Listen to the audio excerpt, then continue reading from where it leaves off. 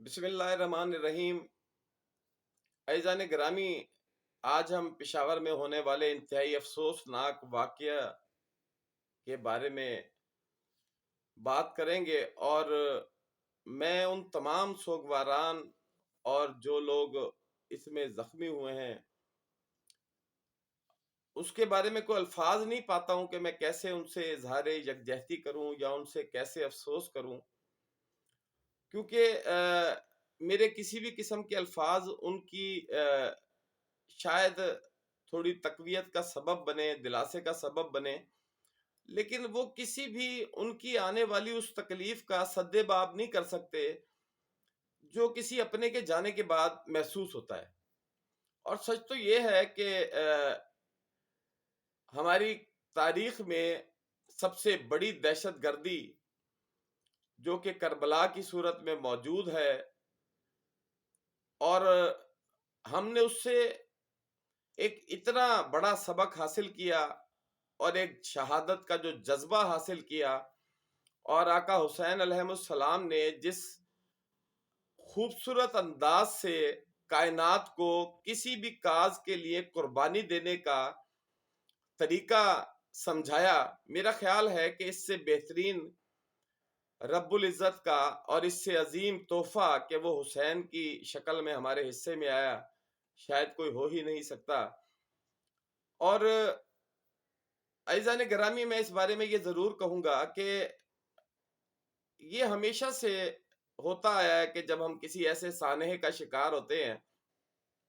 یا ہم کسی ایسی دہشت گردی کا شکار ہوتے ہیں تو وہ ایک تھوڑے سے عرصے کے لیے اس پہ بڑی بحث ہوتی ہے، بات چیت ہوتی ہے،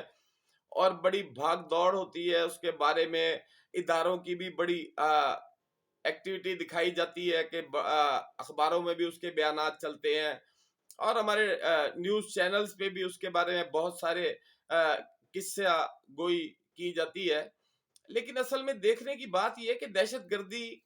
اصل میں ہے کیا، اور دہشت گردی وجود میں کیوں آتی ہے۔ عزیزان گرامی، ایک بات ہمیں سمجھنا ہوگی کہ دیکھیے کہ انتہا پسندی کا کوئی بھی ایسا عمل کہ جس سے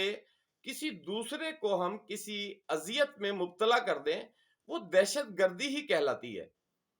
اگر آپ کسی بھی آدمی کی دل آزاری کرتے ہیں، اس کا حق چھین لیتے ہیں، کسی کے مکان پہ قبضہ کر لیتے ہیں، کسی کے گھر میں داخل ہو کے ظلم کرتے ہیں، کسی بھی قسم کا ایسا عمل جو کسی کو اذیت کا شکار کر سکے اور جس کی اللہ پاک نے اور آقا دو جہاں صلی اللہ علیہ وآلہ وسلم نے ممانت فرمائی ہے، اس ہر عمل کو دہشت گردی کہا جاتا ہے۔ یا بالفرض کیا اگر آپ اپنے چھوٹے سے فائدے کے لیے سڑک پہ بھی کوئی ایسی احمقانہ حرکت کرتے ہیں، یا بعض اوقات ایسا ہوتا ہے کہ آپ نے گاڑی پارک کر لی ہے سڑک پہ اور آپ اپنے کسی دوست سے گفتگو کر رہے ہیں، اپنے موبائل میں بزی ہیں، اور اس کے باعث اگر کوئی حادثہ پیش آ جاتا ہے تو یقین کیجئے کہ یہ بھی آپ کی ایک احمقانہ دہشت گردی ہی کہلاتی ہے۔ اور اس کے سد باب کرنے کے لیے ہمیں کن عوامل کی طرف توجہ دینی چاہیے؟ عزیزان محترم، کوئی بھی انتہا پسندی کسی بھی سسٹم کو کسی بھی صورت میں فائدہ نہیں پہنچا سکتی،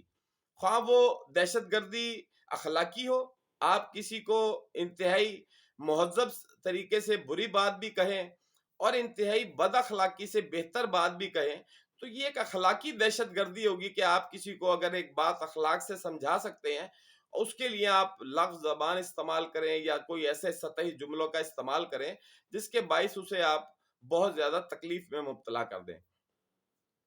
تو اللہ پاک مہربانی فرمائے ہمارے وطن پاک پاکستان پر۔ اس وقت جو ہماری ملکی صورتحال ہے اور اس میں جس قسم کے مسائل کا ہم لوگ شکار ہیں، اس کی ایک بڑی وجہ ہم ہی لوگوں کی، ہم عوام کی اور پاکستان میں رہنے والے ہر فرد کی شاید ایک بہت بڑی غفلت اور بہت بڑی ایک وجہ یہ بھی رہی کہ ہم لوگ ہمیشہ اپنے ذاتی مفادات، اپنے چھوٹے چھوٹے فائدوں کے لیے اور اپنے چھوٹی چھوٹی سہولتوں کے لیے ہم نے وطن پاک کا نقصان کرتے ہوئے کبھی کوئی گریز ہی نہیں کیا، اور آج یہی حال ہمارے سارے اداروں کا ہے. تعلیمی ادارے ہمارے تباہ ہو چکے ہیں. اور جہاں سے ہم نے دہشت گردی کو کنٹرول کرنا تھا، جہاں ہم نے لوگوں کو یہ درس دینا تھا، بتانا تھا کہ آپ لوگوں میں یہ اخلاقی بلندی آنی چاہیے، جو صحیح معنی میں احکامات تھے ہم پر خدا بند متعال کے، جب ہم نے وہ نہیں کیا تو یقین کیجئے کہ ہم اس قسم کے مسائل میں گھرے رہیں گے. ہمیں اس کے بارے میں باقاعدہ منصوبہ بندی کرنی پڑے گی، سوچنا سمجھنا پڑے گا. اور یہ نہیں کہ کسی بھی واقعے کی جب تک گرماہٹ محسوس کی ہم نے، جب تک تکلیف محسوس کی. آج جو یہ پولیس لائن پشاور میں جو اتنی بڑی دہشت گردی ہوئی ہے، خدا لعنت کرے ان لوگوں پر. اگر آپ لوگ اس بات پہ توجہ نہیں دیں گے کہ ان کے محرکات کیا ہیں، تو آپ یقین کیجئے کہ ہم اس قسم کی بہت سی دہشت گردیوں کا سامنا کرتے رہیں گے. اس کے لیے انتہائی ضروری بات یہ ہے کہ ہم اپنے اندر سے انتہا پسندی کا جو رویہ ہے اس کو ختم کریں، اس سے کنارہ کشی اختیار کریں اور اپنے اندر قوت برداشت پیدا کریں. اور اس کے ساتھ ساتھ اپنے فیصلوں پہ نظر ثانی کریں کہ آیا ہم لوگ 70-75 سالوں سے لوگوں کو مختلف قسم کے ادوار میں مختلف قسم کے اسباق پڑھاتے رہے ہیں، آیا اس میں کہیں کوئی ایسا سبق موجود ہے کہ جس سے ہم اپنے وطن پاک کی طرف بھی نظر دوڑا سکیں؟ لیکن جب ہمارے وطن کا معاملہ آتا ہے، ہمارے ایک کلرک سے لے کے اور ماشاءاللہ ہمارے اعلیٰ عہدوں پہ فائز افراد تک، ان کے پاس سوائے کرپشن کے میڈل سجانے کے اور کوئی ایسا دکھائی نہیں دیتا ہے. خدا نہ خواستہ کوئی آ بھی جائے، میرے بہت سے احباب ہیں پولیس ملازمین ہیں، ان لوگوں کے جو مسائل ہیں، اور آپ یہ دیکھیں کہ ہو سکتا ہے کہ یہ آج بہت سارے لوگ انہیں دلاسا دے دیں، بہت سارے لوگ ان کو کی تقویت کا سبب بن جائیں، لیکن جس پولیس ملازم کے گھر میں یا جس آفیسر کے گھر میں اس کے بچوں کی ضروریات پوری کرنے کے مسائل ہیں، اس کی والدہ ہیں، اس کے بہن بھائی ہیں، ہم سب مل کے بھی ان کے لیے کچھ نہیں کر سکتے ہیں. اور کوئی بھی نہیں کر پائے گا، کبھی بھی نہیں کر پائے گا. یہ دہشت گردی کی آگ ایک ایسی لعنت ہے کہ اگر ہم سب اس کے معاملے پہ مل کر نہ بیٹھے، ہم نے اس پہ اتفاق نہ کیا کہ یہ ہمارے ملک کی لعنت ہے، تو ہم اس سے کبھی چھٹکارا حاصل نہیں کر سکیں گے. اور دہشت گردی ہمیشہ اس صورت میں وجود میں آتی ہے جب ہم کچھ ایسے فیصلے کرتے ہیں جو انتہا پسندی کی طرف لے کے جاتے ہیں، جو انتہائی تلخ فیصلے ہوتے ہیں لوگوں کو تکلیف دینے کے معاملے میں. ہم لوگوں کو اس بات کا احساس کرنا ہوگا، ہمیں اپنے نظام کی طرف توجہ دینی ہوگی، اور ہمارے ملک کے جو اکابرین ہیں ان کو اس بارے میں بہت ہی تحمل اور بردباری سے سوچنا ہوگا. یہ جنگ ہمیشہ ایک ایسی صورتحال ہوا کرتی ہے جس میں کبھی ایسا نہیں ہوتا کہ صرف ایک فرد کو نقصان ہو یا کسی ایک پارٹی کا نقصان ہو. جنگ جتنی بھی طاقتور گروپ کرے یا جتنا بھی کمزور گروپ سے اس کا تصادم ہو، نقصان ہمیشہ دونوں طرف ہوا کرتا ہے. اللہ پاک ہم سب کے معاملات بہتر بنانے والا ہے، اور جو لوگ اس میں شہید ہوئے ہیں اللہ پاک ان کے درجات بلند فرمائے، اور جو ان کے سوگواران ہیں اللہ پاک ان کی مشکلیں آسان کریں. ان کے لیے ہم دعا گوئیں، اور انشاءاللہ ہم عہد کرتے ہیں کہ ہمیں چاہیے کہ ہم اس کے بارے میں جس میں جتنی قوت ہے وہ کچھ نہ کچھ اقدامات ضرور کریں. اور میں آپ کو بتا دوں کہ یہ جس طرح سے ماشاءاللہ وزیر اعظم صاحب بھی تشریف لائے ہیں، چیف آف آرمی سٹاف بھی تشریف لے کے گئے ہیں وہاں پہ. ان کے جانے کا، اور بہت سے جو بڑے افراد ہیں جب وہ کسی کی تعزیت کے لیے جاتے ہیں، جس طرح میڈیا میں بتایا جا رہا ہے کہ ان کے جانے کی صورت میں وہاں پہ ایک دم سے جو ہے پروٹوکول ہے، ظاہر ہے معاملات ہیں، ایجنسیز ایکٹیو ہو جاتی ہیں.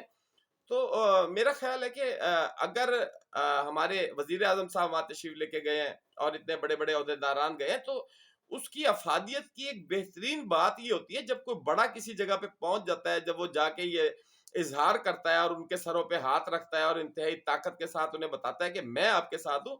اس کا اصل افادیت یہ ہے کہ اس کے بعد وہ واقعہ وجود میں نہ آئے، اس کے بعد دہشت گردی نہ ہو. کہ جب ہم کسی گھر میں کوئی مسائل پیدا ہوتے ہیں، ہمارے ایک گھر کو چھوٹے سے لے لیں آپ، اس میں اگر آپ کے والد صاحب تشریف لے آتے ہیں تو آپ بچے جو لڑ رہے ہوتے ہیں وہ آپس میں ایک دم سکون سے بیٹھ جاتے ہیں، یا کوئی بچہ کوئی چیز توڑ پھوڑ کر رہا ہوتا ہے تو وہ اس سے دور ہو جاتا ہے. تو بڑوں کے آنے کا مقصد تو یہ ہوتا ہے کہ جو تکالیف آ رہی ہیں یا جو سانحات ہو رہے ہیں ان میں خاطر خواہ کمی ہو اور وہ ختم ہو جائیں. تو انشاءاللہ ہم گزارش کریں گے اپنے اس ملک کے جو اکابرین ہیں، جو بڑے عہدیداران ہیں، اور جن کے ذمے پاکستان کی حفاظت کرنا ہے، وہ اس پہ کوشش کریں ٹھنڈے دماغ سے بیٹھ کے سوچیں اور اپنی ذمہ داریوں کو محسوس کریں گے، اور ہمیں امید ہے کہ وہ یقیناً ایسے ہی کرتے ہوں گے۔ بہت شکریہ۔